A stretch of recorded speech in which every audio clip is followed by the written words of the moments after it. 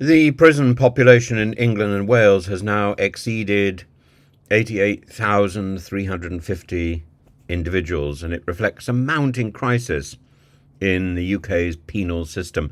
Overcrowding has long plagued the system, and anybody who's visited prisons will know how extraordinary that experience is, and how prisoners talk about being 3 or 4 to a cell, uh, how many visitors appear on visiting days, and this is the prison population. The explosion has been exacerbated by increased sentencing and the post-riot arrests, and it suggests the issue is now critical. There are limited options to expand the prison spaces locally and quickly, and the UK government is now exploring alternative solutions, including outsourcing prisoners to Estonia. And the proposal raises a host of ethical, legal, and logistical questions that warrant careful consideration. Outsourcing prisoners to other countries is not a new concept. Norway and Belgium rented space, for example, in the Netherlands to address the same sort of issues, though at significantly higher costs per inmate. Estonia, with its lower prison maintenance costs, presents a more financially attractive option, costing around £10,000 to £20,000 per prisoner, compared to nearly £50,000 in England and Wales.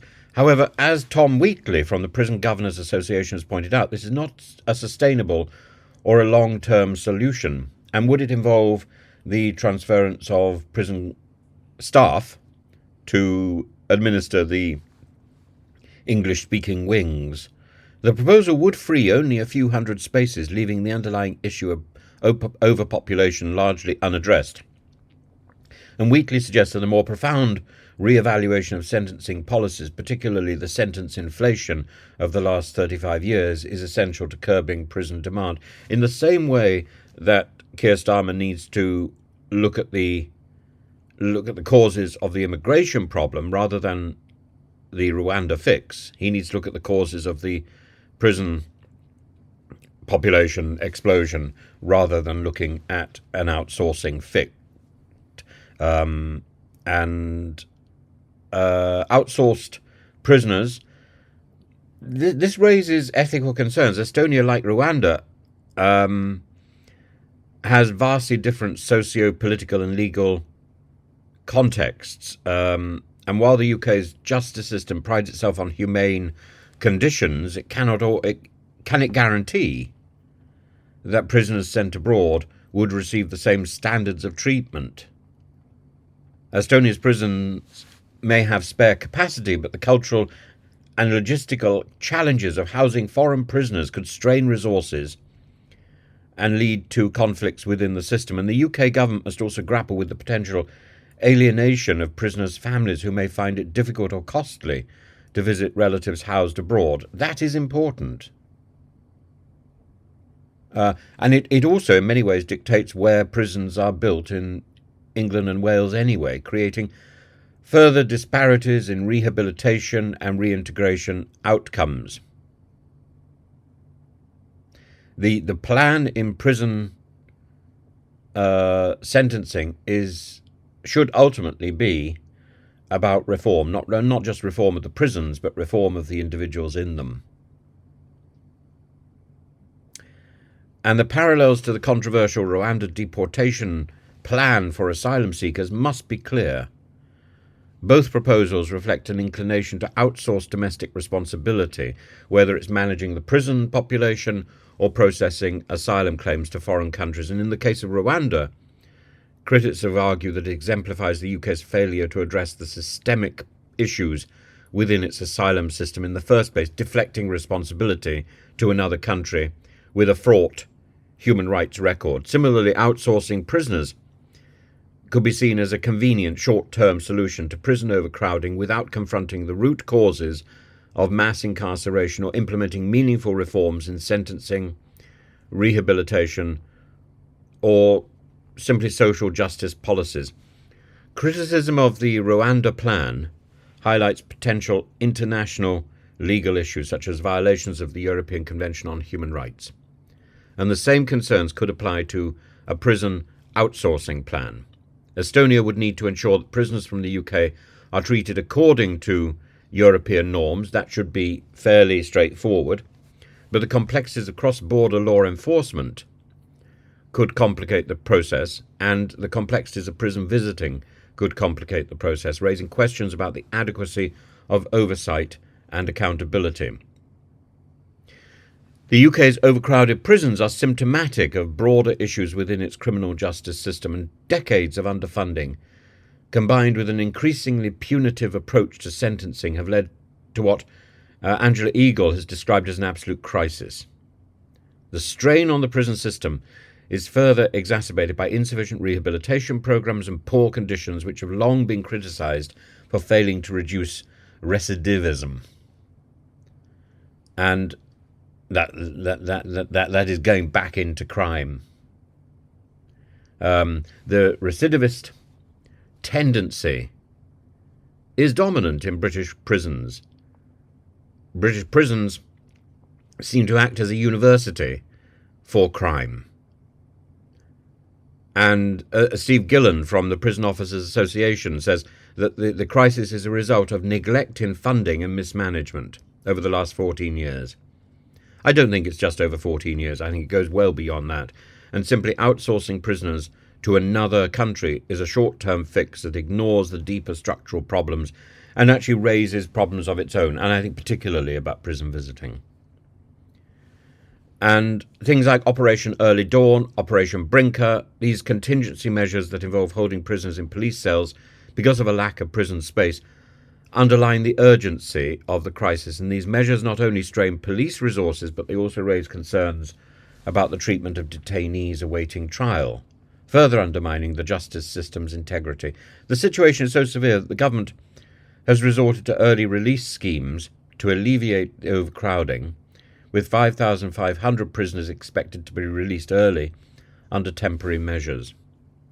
Well, if people can be released early, under whatever measures, then they should be released early. We need to look very carefully at the parole system that is in place. And if people can be released, then they should be released. And that should be fairly easy to judge. We don't need to keep people longer than is necessary. Addressing the UK's prison crisis requires a complexity of approaches. And this problem about keeping prisoners in prison for too long, exposing them to this university of crime, is an invitation for them to come back. And we need to start reassessing prison sentences and the way that works. Over the last 3 decades, the UK has seen a rise in prison sentence lengths and the use of custodial sentences for non-violent offences. I mean, it beggars all belief that somebody like Julian Assange was ever put in prison, let alone in solitary confinement. It's nonsensical. Particularly, he was never formally charged. And he was simply put in prison out of spite because he disobeyed the court ruling. It's unimaginably severe and inappropriate. And he cannot be the only one. I did a much longer video about Julian Assange, which is on my other channel, which I think I'm going to change the name.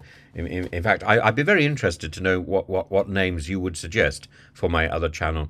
One idea is The Wise Professor. That was not my idea, but I think it is quite a good name. Another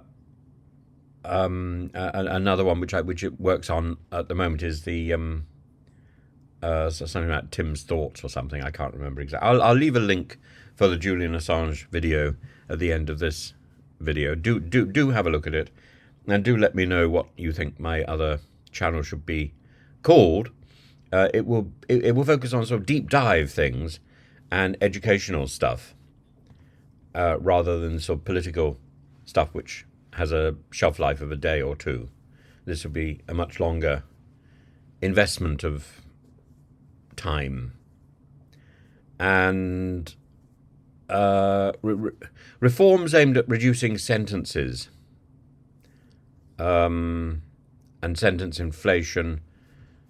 This could relieve some pressure on prisoners and on prisons, and additionally increasing investment in alternatives to imprisonment, such as community service, rehabilitation programs, restorative justice. These could help reduce reoffending rates. We need to stop people reoffending. We need to keep violent people out of the community. But the majority of other offenders can surely be kept pretty well under observation rather than in prison.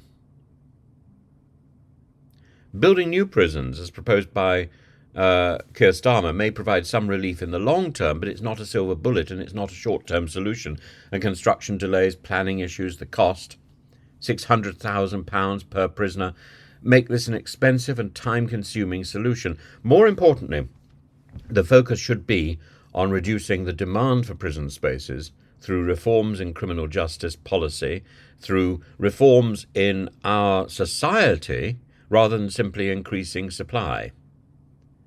So the idea of outsourcing prisoners to Estonia reflects the UK's desperation to manage this escalating prison crisis. While it may provide temporary relief, it's not a viable long-term solution, and it raises significant ethical and legal concerns. And the government may instead prioritise reforms in sentencing, invest in alternatives to incarceration, address the systemic issues that have led to the current overcrowding. But outsourcing, like the Rwanda asylum plan, represents simply a short-sighted approach that risks perpetuating inequality and undermining the principles of justice for all. Only through a comprehensive reform of the justice system can the UK address the root causes of its prison crisis. And the fact that we have a Prime Minister in power with a background in criminal law should be a signal that we can deal with this problem effectively once and for all. This is something that Rory Stewart flagged up in the past, and now there's somebody in power who should be in a position to sort this out, even if it's getting worse at this moment.